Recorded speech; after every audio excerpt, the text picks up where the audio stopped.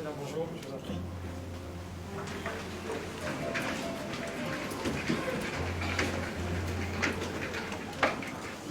Le Conseil national du patronat du Mali et à travers lui l'ensemble du secteur privé malien en terre malienne et l'ensemble des chefs d'entreprise françaises en terre malienne aussi, afin de renforcer la coopération économique entre la République du Mali et la République française.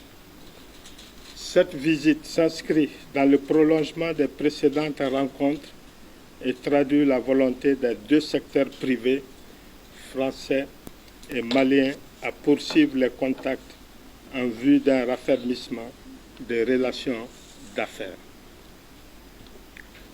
Malgré la situation difficile que connaît actuellement le Mali, la France a fait partie de ces pays qui ont fait le choix de rester aux côtés du peuple malien et de cheminer avec lui le long de cette douloureuse épreuve que nous imposent les djihadistes. Cette présence française, au-delà du seul volet sécuritaire, s'étend au domaine économique où les résultats sont les plus perceptibles et assurément ceux qui suscitent le plus d'attentes. Beaucoup de chantiers sont en perspective, s'ils ne le sont pas déjà en cours.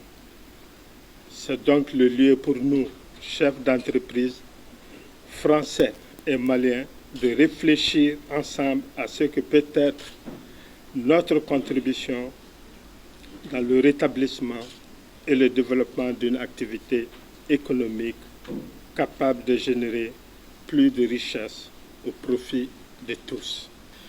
Un tout petit mot pour situer le MEDEF. Le MEDEF, c'est la principale organisation des entreprises, des employeurs français. C'est 173 000 adhérents. Le MEDEF représente 10 millions de salariés en France et à l'international, 123 représentations territoriales et 77 fédérations. C'est donc incontestablement la voix la plus autorisée du secteur privé français pour prendre la parole et accompagner les entreprises françaises hors de notre territoire. Le MEDEF a créé en 89, donc ça commence à faire quelques années, MEDEF International, qui est son bras armé pour accompagner les entreprises françaises à l'international, et nous réalisons chaque année plusieurs centaines d'événements privés. Et comme par hasard, alors même que MEDEF International couvre l'ensemble des pays du continent, l'Afrique représente 40% de l'ensemble de l'activité du MEDEF International. C'est dire combien ce continent est cher à notre cœur et cher aussi à nos centres d'intention et à nos investissements. Alors, nous préconisons évidemment un dialogue et la présence du secteur privé au plus haut niveau.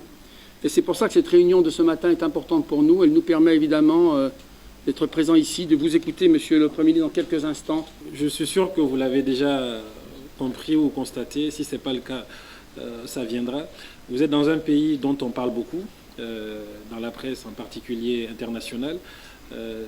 Pas nécessairement d'un point de vue positif quand il s'agit des questions liées à l'insécurité et au terrorisme, mais je peux vous dire que vous êtes dans un pays aussi qui offre beaucoup d'atouts et beaucoup d'opportunités, notamment au monde des affaires.